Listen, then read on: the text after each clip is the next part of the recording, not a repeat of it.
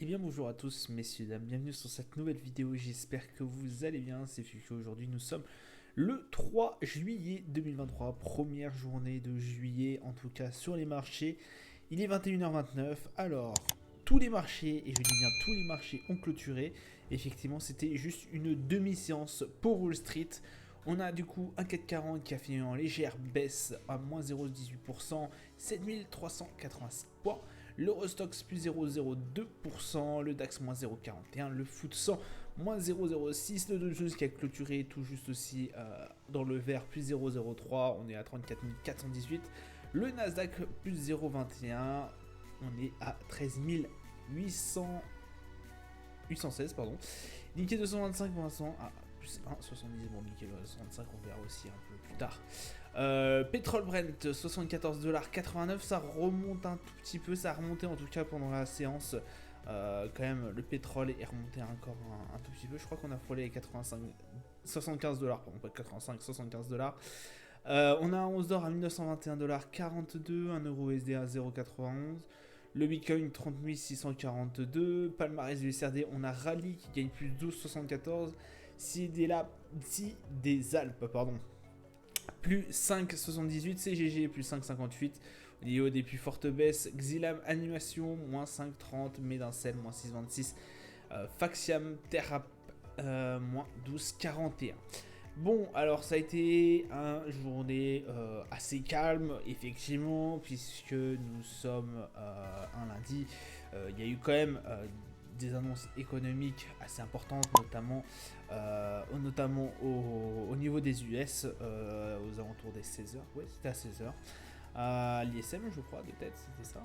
Je me rappelle plus de tête. Voilà, oui, je crois que c'était l'ISM qui est tombé. Donc quand même, ça a un peu bougé. Alors oui, effectivement, demain c'est férié. Du coup, je ne ferai sûrement pas de review. Effectivement, lorsque Wall Street ne tourne pas, bah moi, ça me donne pas trop envie. J'ai envie de vous dire de vous faire une review là-dessus, puisque pour moi c'est comme si c'était une séance, on va dire entre parenthèses nulle. Effectivement c'est la fête de l'indépendance au niveau des US, donc ça va tourner vraiment au ralenti demain. Alors dans les nouvelles qu'on a eu, on a eu notamment Tesla qui annonce le nombre de divisions au deuxième trimestre bien au-dessus de ce qui est attendu par les investisseurs, un record semblerait-il. Donc vraiment Tesla qui s'envole et qui, je crois, qui sont les plus hauts. C'était bien descendu, c'était bien cassé la gueule pendant un moment au niveau de la crise qu'on a passé là il y a un an. Ça s'était bien cassé la gueule Tesla. Maintenant ça remonte en puissance. Comme un peu Nvidia, j'ai envie de vous dire, comme un peu le luxe, comme LVMH. Alors oui, dans un cas moindre, mais vraiment ça a été vraiment assez catastrophique pour Tesla. Et Meta aussi, on peut le mettre aussi dans l'eau Meta, on avait oublié. Ça remonte quand même assez bien. Donc voilà un peu ce qui nous a turlupiné. On verra de façon ISM au niveau des calendriers d'annonces économiques. Je voulais juste vous faire parler. Voilà, on a Rallye qui remonte un peu. Bon, c'est toujours en demi-teinte pour l'instant au niveau de Rallye. On sait il est extrêmement à côté, enfin, il est extrêmement dépendant aussi du groupe Casino, parce que les deux sont associés, entre parenthèses. De ce fait, bon, Casino, on a encore un peu des nouvelles. Apparemment, ils essaieraient de reculer la date. Parce qu'ils ils reculeraient la date. Toutes les, comment vous dire, toutes les reprises, toutes les demandes de rachat, enfin pas les demandes de rachat, mais toutes les annonces de reprise, les offres, voilà, cherchez le nom, toutes les offres de reprise pour Casino, en tout cas, doivent être clôturées. Je crois que c'était à 21h, tout pile, aujourd'hui. Donc pour l'instant, alors apparemment, c'est l'offre de. Alors il y a deux grosses offres, il y a celle de Daniel Kretinsky et celle du trio Zoari, de Niel et vous m'excuserez, le dernier je ne l'ai toujours pas. Donc elle, ça serait les deux plus grosses offres pour le rachat de Casino. Avec certains désaccords plus que d'autres. Kretinsky est en accord forcément avec Intermarché, je crois. Donc voilà, il y a ces offres-là, je vous dis bien, pour l'instant, je crois, c'était à 21h. Les offres de rachat pour Casino doivent être clôturées aujourd'hui à 21h. Autre chose qui a été annoncée, alors je vous le rappelle, il y a eu, ils ont dit, de toute façon ils n'ont pas qu'à sécher, ils ont dit, voilà, les investisseurs vont être dilués au fur et à mesure au niveau des rachats. Lorsque le rachat sera fait du groupe Casino, les investisseurs, les actionnaires seront dilués. Donc forcément, c'est pour ça que Casino a énormément chuté en bourse. Je vous refais pas le topo là-dessus, c'était la semaine dernière, c'est la semaine dernière qu'ils ont sorti cette annonce. Forcément, Rally qui était très présent et qui est aussi le groupe un peu... je crois qu'ils sont investisseurs, hein, ils détiennent des grosses actions au niveau de Casino, bah forcément ça chute avec, hein, parce que les deux sont côte à côte un peu. Donc, je sais plus si Rally est investisseur de Casino. Je saurais plus trop vous donner les tenants et les aboutissants de ça. Bon, Casino en grande difficulté, donc ça on le savait. Et il y avait autre chose, effectivement.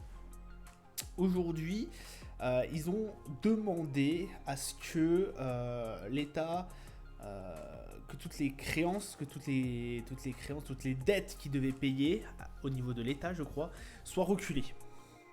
Et donc là, ils sont en train de monter un dossier. Je crois qu'ils sont toujours en train de monter un dossier pour justement reculer ces créances.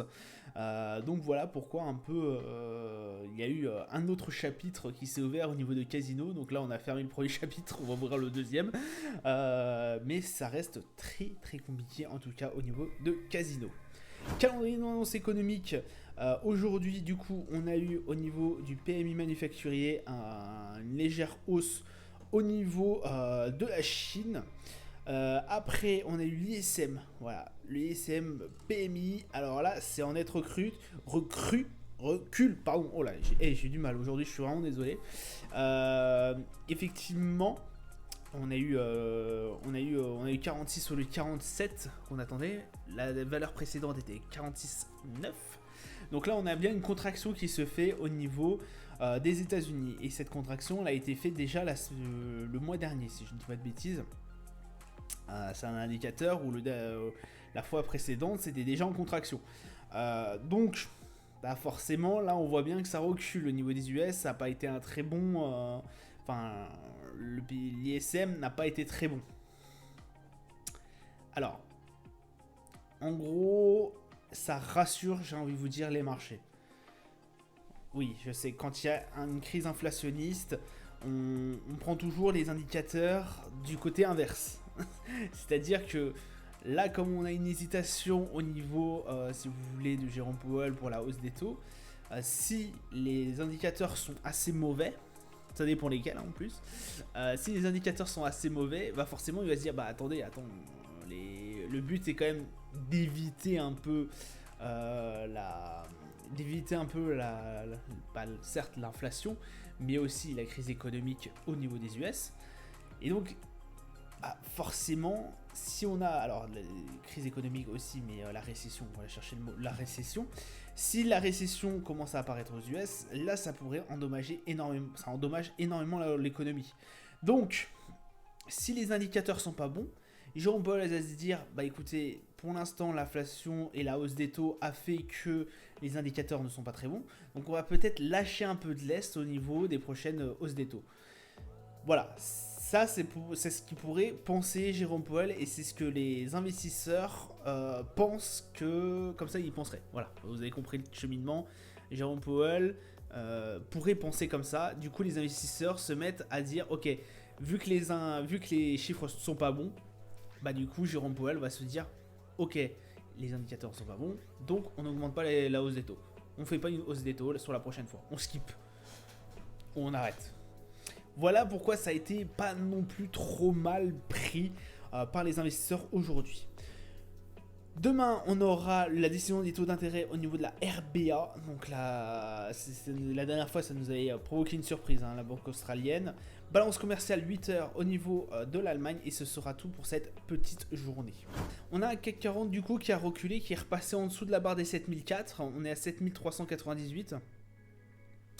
Alors, que dire, effectivement, je vous avais dit que cette barre des 7004, cette résistance des 7004, à être vraiment peut-être éventuellement une résistance qui allait nous mettre un peu, voilà, un gros stop.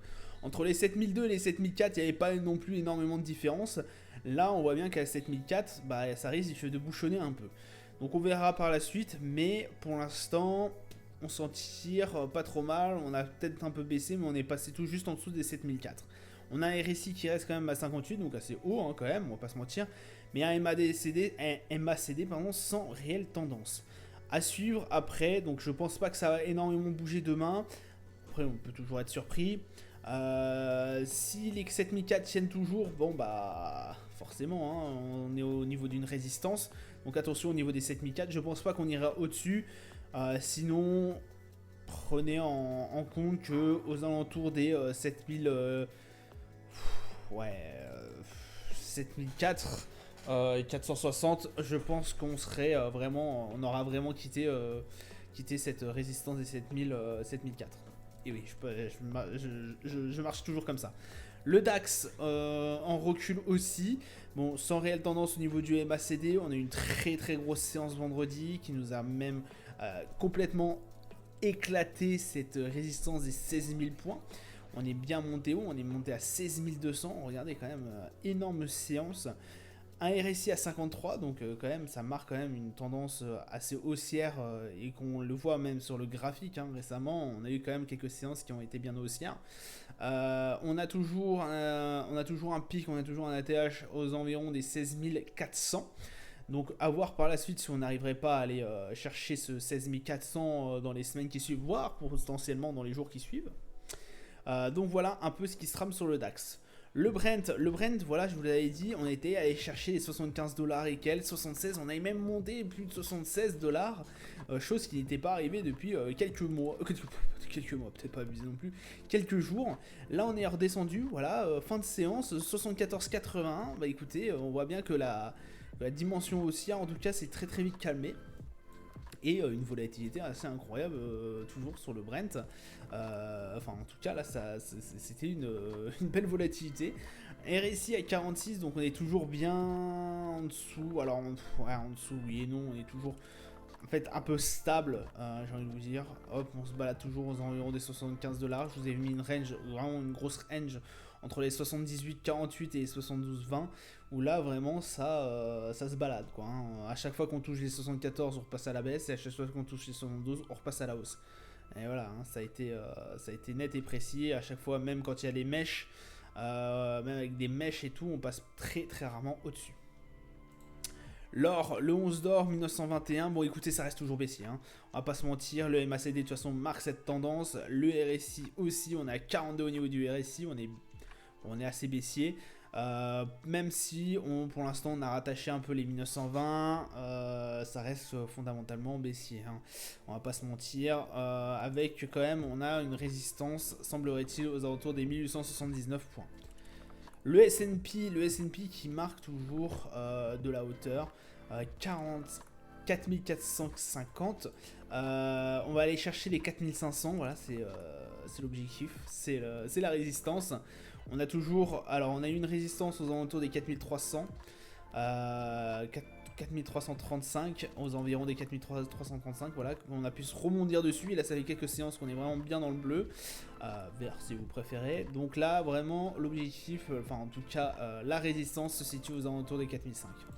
Le Nasdaq 15 150, bon écoutez pour l'instant le Nasdaq est toujours dans le bleu, on est sur cette résistance des 15 150, là on est à 15 002 si je dis pas de bêtises. On est vraiment dessus, donc là c'est très compliqué malgré un RSI qui est bien haussier. On est à 65 au niveau du RSI, on est assez proche de la zone de surachat. On a MACD vraiment en belle tendance aussi haussière. Le Dow Jones, attention, le Dow Jones, oula 34 440, 433, ouais, quelque chose comme ça. Bon, écoutez, on est au-dessus des 34 300. Alors attention, on est toujours aussi à une grosse résistance aux alentours des 4300, 34 300, pardon, qui tient depuis 8 mois. Ça fait 8 mois qu'elle tient cette range.